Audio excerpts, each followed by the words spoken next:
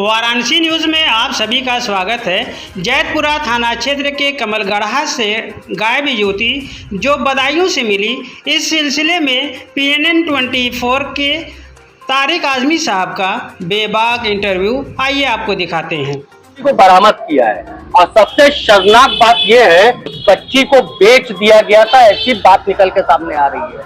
हमारे साथ पीड़िता के परिवार के लोग हैं, हम नाम नहीं लेंगे पीड़िता का, क्योंकि क्राइम हिलियस आगे चल के हो सकता है।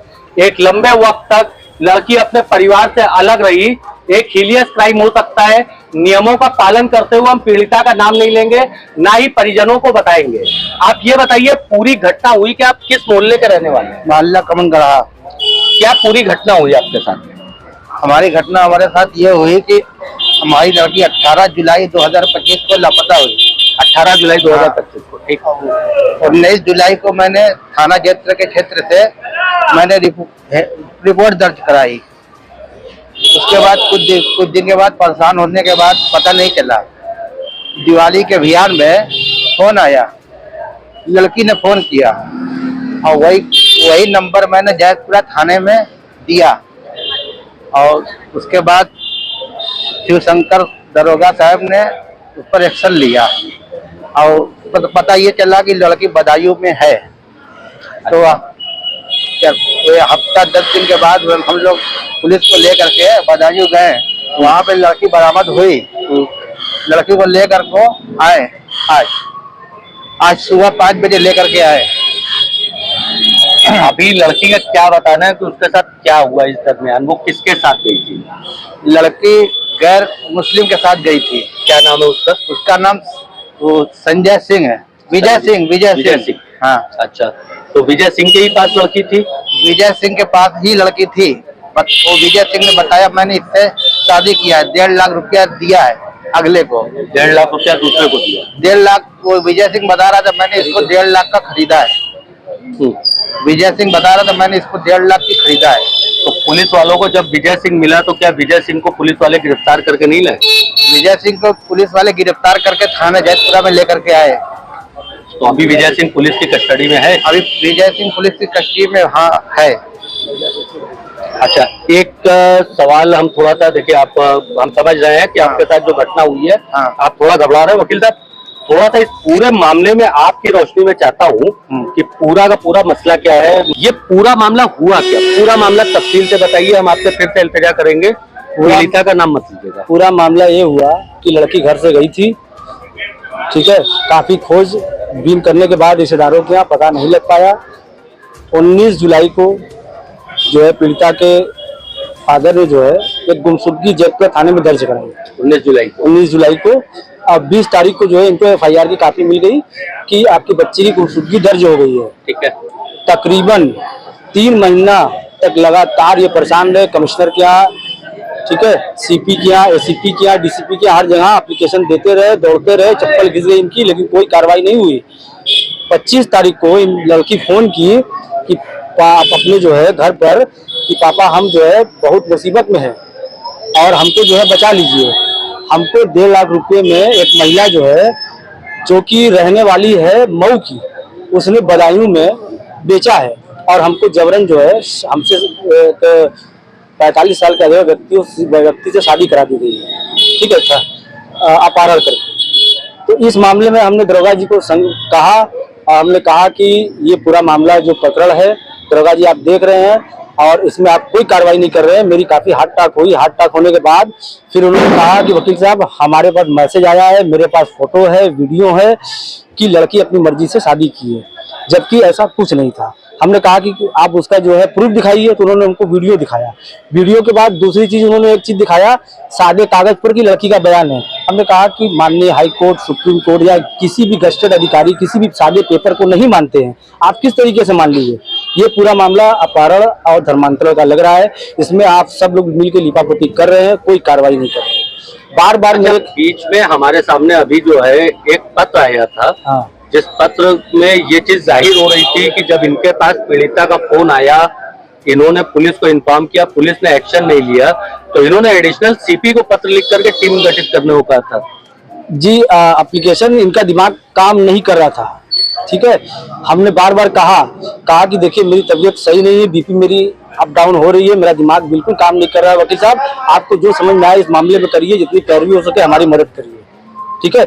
हमने शंकर यादव को कहा, उन्होंने हमसे कहा कि मेरे पास पैसा नहीं है, मैं नहीं जा सकता अकेले बदायूं लेने। मैं कहा कि मेरी 4 व्हीलर ले लीजिए, 4 व्हीलर ले लीजिए, मुझसे पैसा ले लीजिए, आप चले जाइए। तब वो तैयार हुए और उसके बाद जो है कल रात में ये लोग परसों गए। अब विवेचक शिवशंकर ने बरामदगी के लिए आप लोगों से पैसा लिया? पैसा नहीं, हमसे बोला कि मेरे पास व्यवस्था नहीं, आप व्यवस्था करिए वहाँ चलने की। अच्छा, तो उसका व्यवस्था का पेमेंट कौन किया? व्यवस्था का पेमेंट हमने सरदार माटो से और चंदा उतार करके व्यवस्था किया हमने, और गाड़ी कराई 7 सीटर। वहां से एक कमिश्नर साहब आप सुन रहे होंगे वकील साहब के आरोपों को।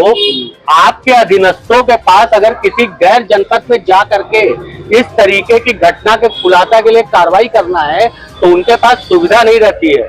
ये एक बड़ा सवाल कमिश्नर साहब आपके जो है अधीनस्थों के ऊपर तो नहीं है, आप पुलिस को मिल रही सुविधा के ऊपर है। बिल्कुल मैं इस बात को मान सकता हूँ कि बेशक दरोगा जी के पास शायद सुविधा ना उपलब्ध रही हो, वहां तक जाने की 8 से 10 हजार रुपए का जो है तेल खर्च हो जाएगा, लगभग 16 हजार रुपए का तेल खर्च हो जाएगा बदायूं से लाने में। ये कमिश्नर साहब आपको खास तौर से ध्यान देना चाहिए कि आपके अधीनस्थों के पास सुविधाएं नहीं है अपराध का खुलासा कर सकने की। जी वकील साहब। इसके बाद ये लोग गए परसों, 3 जो है यहाँ से बच्ची की माँ गई, उसके फादर गए, और थाने से जो है महिला गई, क्या तो एक महिला गई, दरोगा जी गए।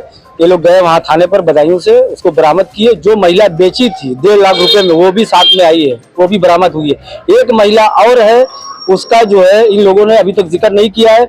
जो पैसे का लेन देन हुआ है उसका वीडियो दरोगा जी के पास है, उसका वीडियो जो है जिन्होंने खरीदा है उनके पास है, पूरा डिटेल उनके पास है। हमने कहा कि वीडियो आप दीजिए, बोले कि आप कौन होते हैं। एक सवाल करना चाह रहा हूँ, अभी तक ये बात क्लियर नहीं हो सकी कि लड़की जो घर से गई थी किसी लड़के के साथ गई थी? नहीं, किसी लड़के के साथ नहीं गई थी, वो गई थी सिटी स्टेशन पर, गुस्से में थी घर से। जो भी मामला उसका कहने का मतलब था कि मैं घर से निकली और हम सिटी स्टेशन पर पहुंचे, वहाँ कैंट स्टेशन पर पहुंच गई।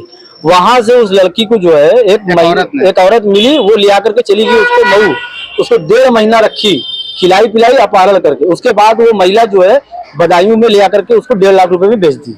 अब बेचने के बाद ये लोग जो है जबरन उसको ले आकर के शादी करा दी, धर्मांतर करा दी। अभी जब एक महिला, ये लड़की का बयान है, एक महिला पकड़ी गई है, एक महिला पकड़ी गई है। जो मेन सरगना है उसका अभी जो है कुछ अता पता नहीं है, कहाँ है उसका कुछ पता नहीं। पुलिस ने अभी तक FIR दर्ज की है? अभी तक हमारी कोई FIR दर्ज नहीं हुई है।